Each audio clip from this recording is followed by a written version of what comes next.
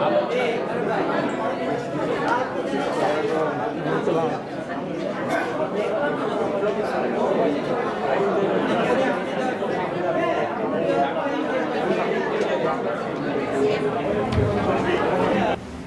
সুধীবৃন্দ, আমাকে এখানে কিছু বলার জন্য আমন্ত্রণ জানানোয় আপনাদের ধন্যবাদ ও কৃতজ্ঞতা জানাচ্ছি। আর আনুষ্ঠানিক কথাবার্তা বেশি না বলে আমি সরাসরি বইয়ে চলে যেতে চাই বা আশরাফ আহমেদের বিষয়ে চলে যেতে চাই, কারণ সময় খুব কম। আশরাফ ভাইয়ের সঙ্গে আমার গত 6.5-7 বছরের পরিচয়, কিন্তু এত দীর্ঘ সময় তার সঙ্গে কথা হয়েছে, এত নানান বিষয়ে কথা হয়েছে যে এই বই দুটোর পরিপ্রেক্ষিতে অনেক কথা হয়তো বলা যায়। কিন্তু আমি কয়েকটা চুম্বক বলবো, যাতে আমাদের দুজনের যে পরিচয়ের দিক সেটি এই দুটি বইয়ের যে রচনা প্রক্রিয়া তার সঙ্গে কিভাবে সম্পর্কিত হয়েছে এবং তিনি কোন পর্যায়ে তার লেখক সত্তাকে অনুশীলিত করে চলেছেন তার একটা পরিচয় আমি তুলে ধরার চেষ্টা করবো। আমি ঠিক কোনো সমালোচনা কিংবা প্রশংসা করার জন্য ঠিক আমি ঠিক কথা বলতে চাচ্ছি না। আর আরেকটা দিক হচ্ছে যে কথা বলতে গেলে যে প্রজ্ঞার দরকার, তার জন্য যে বিদ্যা দরকার, এখানে উপস্থিত প্যানেলে যারা আছেন তারা প্রত্যেকে বিদ্যান মানুষ এবং আমি এদের প্রত্যেকের তুলনায় অনেক নিচু স্তরের। সুতরাং আমার কাছ থেকে কোনো বিদ্যা ধর্মী কোনো কথা পাওয়া যাবে না। আমি চেষ্টা করব একজন অনুশীলনকারীর দৃষ্টিকোণ থেকে আশরাফ আহমেদকে দেখতে, কারণ আশরাফ ভাই নিজেও একজন বিজ্ঞানী এবং বিদ্বান মানুষ। বিজ্ঞানী বলতেই বিদ্বান মানুষ, না হলে বিজ্ঞানী হওয়া সম্ভব নয়। তো আশরাফের সঙ্গে আমার পরিচয় খুব এক ধরনের নাটকীয়ভাবে। তিনি তার দ্বিতীয় বইটি, সম্ভবত দ্বিতীয় বা তৃতীয়, আমি ঠিক এখন মনে নেই, বইটির নাম হৃদয় বিদারক। তা আমি বইটি যখন উল্টাচ্ছিলাম ঠিক ওই সময় তার সঙ্গে আমার দেখা হয় এবং জিজ্ঞেস করলাম এটা কী ধরনের বই, এবং তার বইয়ের প্রকাশক আগামী প্রকাশনী বাংলাদেশের প্রথিতযশা প্রকাশক। সুতরাং এই বইটি আমার চোখে পড়েনি বা এই লেখকের কোনো লেখা আমার চোখে পড়েনি, তাতে আমি নিজেকে খুব মনে করছিলাম যে এটা তো আমার হওয়ার কথা নয়, কারণ আমি আগামী প্রকাশনীর বইয়ের দিকে খোঁজ রাখি। তো পরে একটু নাড়াচাড়া করে দেখলাম যে তার বাইপাস সার্জারি হয়েছিল, সুতরাং সেটিকে তিনি হৃদয় বিদারক বলেছেন। এবং এই যে বাইপাস সার্জারির মতো একটি রূঢ় বাস্তবকে তিনি তার কল্পনা দিয়ে প্রকাশ করেছেন, এটি আমাকে চমকিত করেছিল। এবং তার সঙ্গে দেখা হতে আমি আমার সেই উচ্ছ্বাস প্রকাশ করি। তখন তার কনিষ্ঠ পুত্র সঙ্গে ছিল এবং সেই থেকে আমি তাকে নিকটজন মনে করতে থাকি। কি করে যেন তারপরে তার সঙ্গে আমার যোগাযোগ হয় এবং আমরা প্রচুর টেলিফোনে কথাবার্তা বলি। তো এই দুটো বইয়ের ব্যাপারে যখন কথা হয়, বইয়ের কথা তো হয়নি, তিনি একদিন বলছিলেন যে তিনি রোমে যাচ্ছেন বেড়াতে পরিবারের সবাইকে নিয়ে। তার বললাম কি বেরিয়ে এসে কি কিছু লিখবেন না? তিনি বলেন যে সেরকম তো চিন্তা আছে। আমি বললাম যে কি লিখবেন? এই জাস্ট আড্ডার মধ্যে যেভাবে কথা। তো তখন আমি বললাম যে দেখেন, আপনি তো যাবেন রোমে, রোম তো এমন একটা জায়গা যে এর উপরে হাজার হাজার বই, যেটি ডক্টর আদনান মোর্শেদ বললেন যে এইটার আপনি গিয়ে যদি ওইগুলো কোথায় কি গেলেন সেইগুলো যদি লেখেন তাহলে লিখে লাভ কি? তো এরকম কথাবার্তা আড্ডা হয়েছে বিভিন্ন সময়। তো তারপর আরেকদিন, এটা হচ্ছে খুব সাম্প্রতিক কথা, এই বইটি লেখার অল্প দিন আগে। আর রোকেয়ার উপরে তিনি যখন মাঝে মাঝে আমাকে জিজ্ঞেস করেন এটা সেটা, তা আমি তো ঠিক রোকেয়া বিশেষজ্ঞ নই কিংবা এক ধরনের যে যারা নিয়মিত চর্চা করেন রোকেয়া তাদের কেউ নই, কিন্তু নানান কারণে উনি প্রশ্ন করেন এবং কি করে যেন কোনো বিষয়ে আমি তাকে তথ্য যে একটা দিয়েছি আর কি। এই দিতে উনি বলেন যে কল্পবিজ্ঞান লেখক হিসেবে রোকেয়া কিন্তু প্রথম। তো সেটা আমি উনি বলছেন যে আমি এটা একটু প্রমাণ করতে চাই। আমি তো খুব ভালো কথা। তারপর উনি একটি প্রবন্ধ লিখলেন এবং ওই প্রবন্ধটি দেখার পর আমি ওনাকে বললাম যে একটি প্রবন্ধ লিখলে এটা হবে না, আপনাকে একটা বই লিখতে হবে এবং এই বইটা একটা সম্পূর্ণ বই হতে হবে। আপনার কতগুলো অ্যাডভান্টেজ আছে। সেটা হচ্ছে আপনি একজন বিজ্ঞানী, একই ব্যক্তি বিজ্ঞানী এবং সাহিত্যে একই রকমভাবে উৎসাহী এরকম কিন্তু পাওয়া যায় না। আপনি বিজ্ঞানী, আপনার সত্তার মধ্যে বিজ্ঞান অনুশীলনের মধ্য দিয়ে আপনি যে জিজ্ঞাসু মন তৈরি করেছেন, যে পর্যবেক্ষক মন তৈরি করেছেন, তার সঙ্গে আপনার রসবোধ যখন যদি যুক্ত হয়, তাহলে আপনি যা বলতে পারবেন, একজন বিজ্ঞানী সরাসরি কথা বলতে পারবেন না, একজন সাহিত্যিক সরাসরি কথা বলতে পারবেন না। যিনি একই সঙ্গে বিজ্ঞানী এবং একই সঙ্গে সাহিত্যিক, তিনি হয়তো বলতে পারবেন। সুতরাং এই বইটা লেখার দাবি সময়ের কাছে, মানে সময়ের পক্ষ থেকে আপনার উপরে কিন্তু একটা দাবি আছে। এই ধরনের একটা কথা আমি আড্ডার মধ্যে, মানে ওই টেলিফোনের আড্ডার মধ্যে বলেছিলাম। কিন্তু এটা যে তিনি মনে রেখেছেন বা এটা ধরে ধরে যে তিনি এইভাবে মানে কাজ করছেন, এতটা আমি সচেতন ছিলাম না। তো এটা গেল একটা।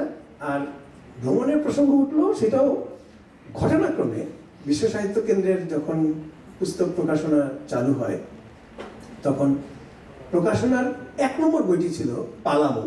পালামৌ হচ্ছে বাংলা ভাষার প্রথম ভ্রমণ কাহিনী বলা হয়। 7টি প্রবন্ধ লিখেছিলেন সঞ্জীব চন্দ্র চট্টোপাধ্যায়। সঞ্জীব চন্দ্র চট্টোপাধ্যায় হচ্ছেন বঙ্কিমচন্দ্রের জ্যেষ্ঠ ভ্রাতা। আমার মনে হয় এখানে যারা আছেন তারা কম বেশি পালামৌ সম্পর্কে জানেন। অন্তত ভাব সম্প্রসারণ করার জন্য বন্যেরা বনে সুন্দর, শিশুরা মাতৃক্রোড়ে, এই লাইনগুলো সবাই জানে। তো আমি তখন ওনাকে বললাম যে এই বই যখন তিনি লেখেন বা এই প্রবন্ধগুলো তিনি যখন লেখেন, তখন ঠিক ভ্রমণ কাহিনী লেখার জন্য কিন্তু তিনি লেখেননি। তিনি বলেছিলেন যে বার্ধক্যের ধর্মই হচ্ছে এই, সে গল্প করে।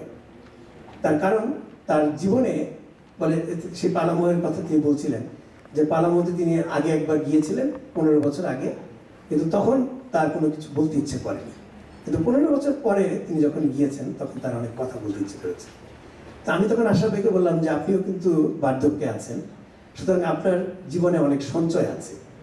তা আপনি যখন ভ্রমণে যাবেন, তাহলে আপনার সেই সঞ্চয়ের আলোকে আপনি কি দেখলেন তা যদি আপনি বলেন, তাহলে হয়তো আপনার এই ভ্রমণ কাহিনী আকর্ষণীয় হয়ে উঠতে পারে। কারণ আপনার রসবোধ আছে এবং আপনার সাহিত্যিক অনুশীলন আছে, এবং আপনি আমাদের যে বিশেষ করে আমি যারা বিদেশে থাকেন এবং সাহিত্য চর্চা করেন, তাদের একটা মুদ্রা দোষ হচ্ছে, আমি এই শব্দটাই বলছি, যে তারা খুব অতি সহজে একটা সাফল্যের চিহ্ন পান। তার কারণ একটা প্রস্তুত কমিউনিটি থাকে এবং প্রতিটি মানুষকে চেনেন এবং প্রত্যেকে প্রশংসা করতে থাকেন, এবং এই প্রশংসার মধ্যে গভীরতা কম থাকে সাধারণত। তার কারণটা হচ্ছে যে অন্তর্দৃষ্টি দিয়ে দেখতে হয়, সেটি দেখার চেয়ে প্রশংসা করলে সম্পর্কের জন্য লাভজনক। যে দূরত্বে থাকার কারণে, দেশ থেকে বাইরে থাকার কারণে আমরা কিন্তু এক ধরনের দেশের যে সামগ্রিকতা, তার থেকে যে আমরা দূরে থাকি, সেই দূরে থাকার বেদনা এটাতে কিছু প্রশমিত হয়। কিন্তু এটা সাহিত্যিকের জন্যে, সাহিত্যিক অনুশীলনের জন্য এটা খুবই ক্ষতিকর। কারণ ওই প্রশংসা কিছুতেই মানুষকে আর অনুশীলনে মানে উদ্দীপ্ত হতে আর সহযোগিতা করে না। তার সঙ্গে সঙ্গে আড্ডা দেওয়ার সময় যেহেতু তিনি আমাকে অনেক প্রশ্রয় দেন, তার থেকে বয়সে অনেক তরুণ হওয়া সত্ত্বেও তিনি, আমি বলবো যে অনেক বেশি স্পেস দিয়েছেন আমাকে, মানে কথা বলার জন্য নানান সময়। তো এরকম নানা রকম দুষ্টুমি আমি করি। তো সেইটারই একটা আমার মনে হয় যে প্রতিফলন তিনি এক ধরনের করেছেন। যেমন আমি ভ্রমণ সাহিত্য বলতে আমি কি বুঝি, খুব সংক্ষেপে যেগুলো, তাহলে একটা ভ্রমণ সাহিত্যকে দেখতে সুবিধা হয়। যেমন ধরা যাক বিস্তারিত বর্ণনা, এটা তো থাকবেই, যে আমরা যেখানে যাবো সেটার একটা বিস্তারিত বর্ণনা থাকবে, এবং সেটি যিনি ভ্রমণ করবেন তিনি উত্তম পুরুষে বলবেন। স্থান, মানুষ, অভিজ্ঞতা, এগুলোই থাকবে ভিত্তি। সবচেয়ে বেশি থাকবে যিনি ভ্রমণ করছেন তার ব্যক্তিগত পরিপ্রেক্ষিত, ব্যক্তিগত অভিজ্ঞতা ও অনুভূতির প্রতিভাস। আমি তার বইয়ের যে বিস্তারিত সে জায়গাগুলো আমি যাচ্ছি না, কারণ আদনান মোর্শেদ কিংবা ফখরুদ্দিন আহমদ সাহেব যা বললেন, তাতে এই বইয়ের ভেতরকার যে অনুষঙ্গগুলো, যেগুলো আমি যে কথাগুলো বলছি, সেগুলোর প্রতিফলন তার মধ্যে আছে। যেমন ধরেন, আরেকটা বিষয় হচ্ছে স্থানীয় সামগ্রিক সংস্কৃতির পরিচয়, ঐতিহ্য, রীতির, জীবনযাপনের ধরন। কোনো একটা জায়গায় গেলে গভীরভাবে দেখার চোখ থাকতে হবে। সেই চোখটা কিন্তু, যে কথা আমি তাকে বলছিলাম, যে তিনি যেহেতু একজন বিজ্ঞানী এবং তিনি পৃথিবীর বিভিন্ন দেশের বিভিন্ন প্রতিষ্ঠানের সঙ্গে বাংলাদেশের পরিপ্রেক্ষিতে, বাংলাদেশের বাইরের পরিপ্রেক্ষিতে তার যে অভিজ্ঞতা, সেই অভিজ্ঞতার প্রতিভাস যদি সামান্য করেও হয়, তাহলেও এর পাঠকেরা কিছু না কিছু পাবেন। আরেকটি হচ্ছে, যিনি ভ্রমণ করবেন তার একটা অভিযাত্রী মানসিকতা থাকতে হয়। তিনি যদি অভিযাত্রী না হন, এই গেলাম যেটি আগের আলোচনার প্রসঙ্গে বললেন যে একটা ক্যামেরা দিয়ে একটা ছবি তুলে, বিরাট একটা কলসিয়ামের সঙ্গে একটা ছবি তুলে আমি তো ইতালি করে এসেছি, এটি কিন্তু প্রমাণ করা যায়। এবং ছবি যেমন কথা বলে, ছবি সেরকম প্রতারণাও করে।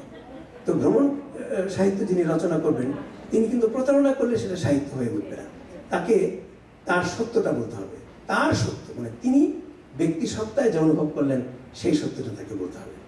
তারপর লেখকের নিজস্ব আবেগ ও অনুভূতির প্রকাশ, এটা তো সাহিত্যিকের কাজই হচ্ছে সহৃদয় হৃদয়ে সংবেদ্য করে তোলা। অর্থাৎ তিনি যা অনুভব করছেন সেই অনুভবকে সংবেদ্য করে তুলবেন পাঠকের কাছে। তারপর বাস্তব তথ্যের কথা তো বললামই।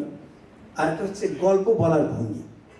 তা আমি তার ভাষার আমি কিছু সমালোচনা বিভিন্ন সময় আমি করেছি যে আপনার রসবোধ আছে, আপনি শব্দ প্রয়োগও করেন, কিন্তু আপনি একজন পাঠক হিসেবে, সাহিত্যের পাঠক হিসেবে আপনার অনুশীলন কম আছে, এটি আপনার লেখা থেকে বোঝা যায়। এবং আমি এটি কিন্তু মাঝে মাঝে আমাকে উনি মাঝে মাঝে জিজ্ঞাসা করেন যে এটা ইয়ে করার জন্য, সমালোচনা করার জন্য। তা আমি বললাম যে এটা সমালোচনা করার জন্য, এটা আপনাকে আপনার সমালোচনা করতে হবে। যাক, আমি একটা বই সম্পর্কে বেশি বলে ফেলেছি, কিন্তু যেটি আমার মূল কথা রোকেয়া সম্পর্কে, যেটি এটি হয়তো আরও বিস্তারিত আলোচনা করবেন আমাদের মোস্তফা জানিম। আমি সে বিস্তারে যাচ্ছি না। আমি শুধু বলতে চাচ্ছি যে রোকেয়ার উপরে তিনি যে কাজটি করলেন, এটি বাংলা সাহিত্যের একটি কন্ট্রিবিউশন ধর্মী কাজ। তার কারণটা হচ্ছে, রোকেয়াকে আমরা জানি একজন নারী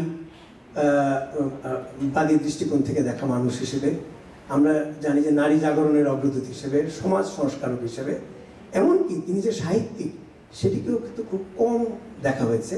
আব্দুল মান্নান সৈয়দের বইটি হয়তো পড়লে আমরা তার সাহিত্যিক সত্তাকে কিছুটা মূল্যায়ন করতে পারবো। দুর্ভাগ্যজনক হচ্ছে, বাংলা সাহিত্যে যখন উপন্যাস ঠিকমতো সংগঠিত হয়, সেই সময় তিনি পদ্মরাগের মতো যে উপন্যাস রচনা করেছেন, এটি বিশ্ব সাহিত্য এটির সঙ্গে তুলনীয়। আমি শৈল্পিক সাফল্যের অর্থে বলছি না, এর যে নিজস্বতা, এর যে স্বাতন্ত্র্য, সেটির সঙ্গে তুলনীয় বই কিন্তু নাই। অথচ দুর্ভাগ্য, বাংলা সাহিত্যের ইতিহাস যারা রচনা করেছেন প্রধানত তারা কেউই এই বইয়ের নাম উল্লেখ করে। সুকুমার সেনের বইয়ের মধ্যে নাই, এবং অসিত কুমার বন্দ্যোপাধ্যায়ের বইয়ের মধ্যে নাই, ভূদেব চৌধুরীর বইয়ের মধ্যে নাই। এগুলো অনেক পরে এসে, প্রায় তার মৃত্যুর 50 বছর 60 বছর পরে তার উপন্যাস সম্পর্কে সামান্য আলোচনা হয়েছে। কিন্তু সেই আলোচনার মধ্যেও সংস্কারক রোকেয়াকেই আলোচনা করা হয়েছে, শিল্পী রোকেয়াকে আলোচনা করা হয়নি। এটা একটা দুর্ভাগ্য। সেই রোকেয়ার, তার মধ্যে যে বিজ্ঞান দৃষ্টি ছিল, এত গভীরভাবে যে বিজ্ঞান দৃষ্টি ছিল, সেই বিজ্ঞান দৃষ্টির কথা আমাদের এত যে পাঠক 100 বছর ধরে যে রোকেয়া পড়ছেন, আমাদের কারো মনে হয়নি। এটি আশরাফ ভাইয়ের চোখে পড়েছে।